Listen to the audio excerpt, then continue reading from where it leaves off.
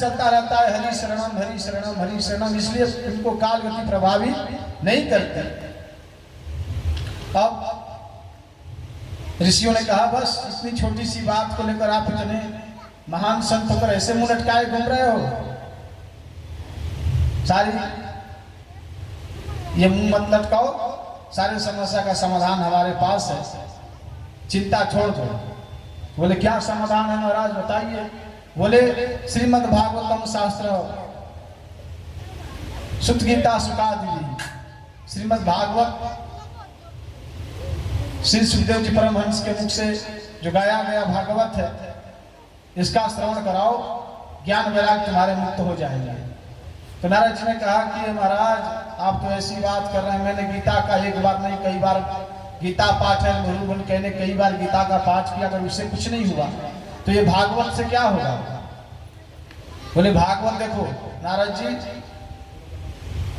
भागवत सारे शास्त्रों का सार है।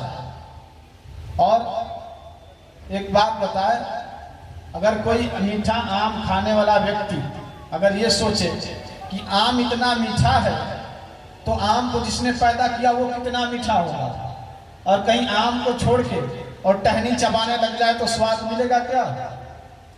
हाँ बताइए भाई, स्वाद लेने के लिए तो आम खाना पड़ेगा। बोले भैया आम तो उसी से पैदा हुआ है, तो जिससे पैदा हुआ उसमें तो और ज्यादा मिठास होनी चाहिए, तो अगर इस चक्कर में रहोगे तो दांत और टूट जाएंगे।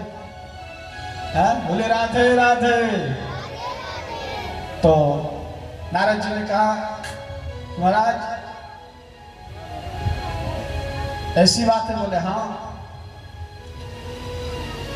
भागवत जो है सबका सार है।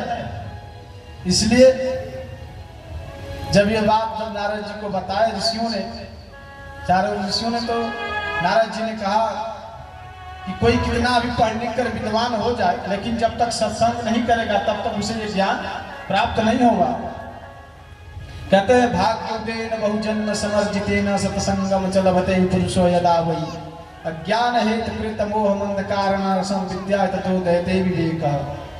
इस जन्म के नहीं, जन्म जन्मांतर के जब पुण्य उदय होते हैं तो ही आप जैसे संतों का दर्शन होता है, सत्संग का लाभ हो पाता है। और जब विवेक का सूर्य उदय होता है तो अज्ञान का सारा अंधकार खत्म हो जाता है, मिट जाता है। इसी बात को वो हमारे गोस्वामी तुलसीदास जी कहते हैं, बिनु सत्संग विवेक ना होई, बिनु सत्संग विवेक ना होई, राम कृपा बिनु सुलभ न सोई, राम कृपा बिनु सुलभ न सोई, आवत ही सरलति कठिनाई, आवत ही सरलति कठिनाई, राम कृपा बिनु आव न जाई, राम कृपा बिनु आव न जाई, बिन सत्संग विवेक न होई, राम कृपा बिनु सुलभ न सोई। बिना संग सत्संग सरिता में सराबोर होने का सौभाग्य उन्हीं को हो पाता है जिसे गोविंद अपनी चुमक में कृपा से खींच कर लाते हैं। जैसे अभी मैंने बता रहा था, गांव में इतने लोग हैं लेकिन इतने लोग ही क्यों आए? क्योंकि गोविंद इन्हें अपनी कृपा में चुमक से खींचकर ले आए।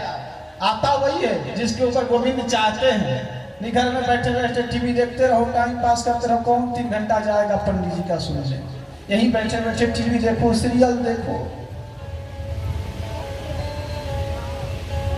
सीरियल देखकर टाइम निकाल देंगे, फालतू का बेफजूल का माथा खराब करना। लेकिन जो जीवन में उतर जाए, जो जीवन में अच्छी बात आए, उसे स्वीकार नहीं है। नारद जी बोले महाराज अब तो आप बताइए कि कथा कहाँ करनी है, आप कथा करो।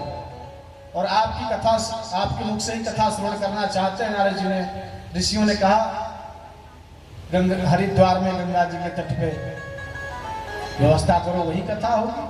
तो बालू का रेत का एक मंच बना दिए, सारे श्रोतागण बैठ गए, नारद जी भी बैठ गए। अब भाई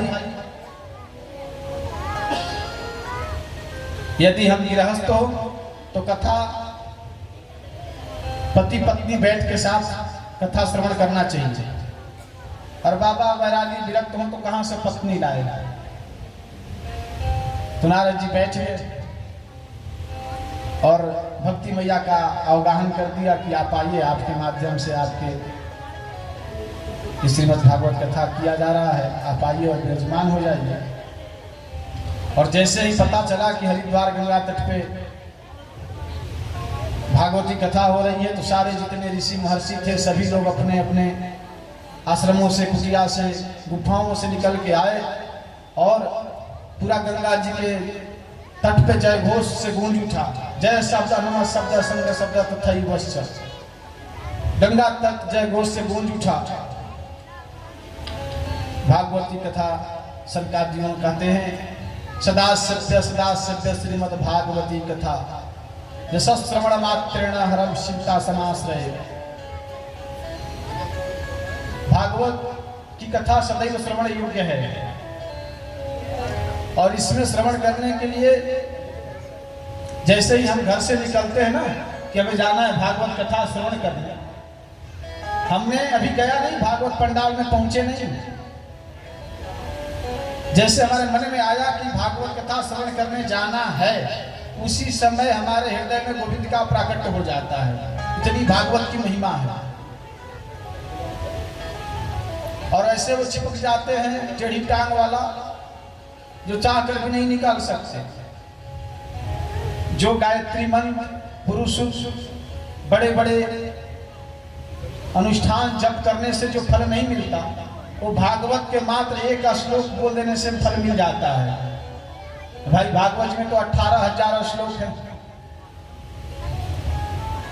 और उसमें से अगर एक श्लोक भी बोल दे